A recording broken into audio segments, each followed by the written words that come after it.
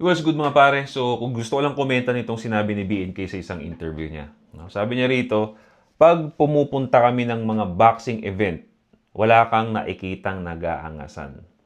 So, hindi ko na pag-uusapan to sinabi niya about sa hip-hop scene kasi hindi naman ako rapper. Magsistick lang ako dun sa sinabi niya about sa mga nagbaboxing.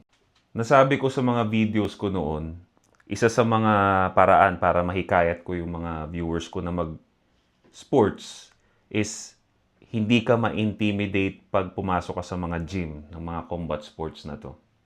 Kasi unlike sa ibang community, sa mga combat sport community, sobrang humble, tahimik lang, sobrang welcoming, tuturuan ka talaga.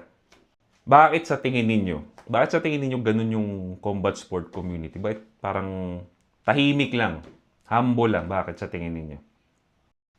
Kasi nasusuntok sila sa muka. Isa yan sa mga magpapahumble sa isang lalaki. Kung di ka nasusuntok sa mukha, nasisipa ka sa mukha. Kung di ka nasisipa sa mukha, nababalibag ka. Now, question ko sa inyo mga pare, nakakausap na ba kayo ng lalaking hindi pa nasusuntok sa mukha? Malamang araw-araw nyong nakakasalamuha yan at for sure, bad trip ka dyan. Ito yung mga klase ng lalaki na condescending, passive-aggressive kausap, sarcastic kausap, loudmouth, tas matining yung boses. Sila yung mga klase ng lalaki na hindi pa nasusuntok sa muka. Tapos pagka naiinis, gumaganito, yung binibigay yung chin, gumaganong-ganon. alam mong hindi pa nasusuntok sa muka. May pagka-feminine. I'm sure, nakikita niyo yan, nakakasalamuhan niyo yan, nakikita niyo yan dito sa TikTok, sa social media, madaming ganyan.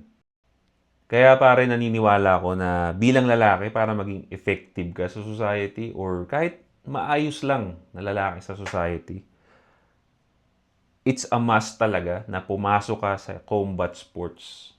No? Ang daming ituturo sa inyo bilang lalaki. Humility, confidence, discipline, and respect. So go ahead, mag-enroll na kayo. Kung meron malapit na gym sa inyo, mag-enroll na kayo. Hindi nakaka-intimidate dyan. Sobrang welcoming ng mga tao dyan. Hindi ka pa magsisisi. Right? Stay strong.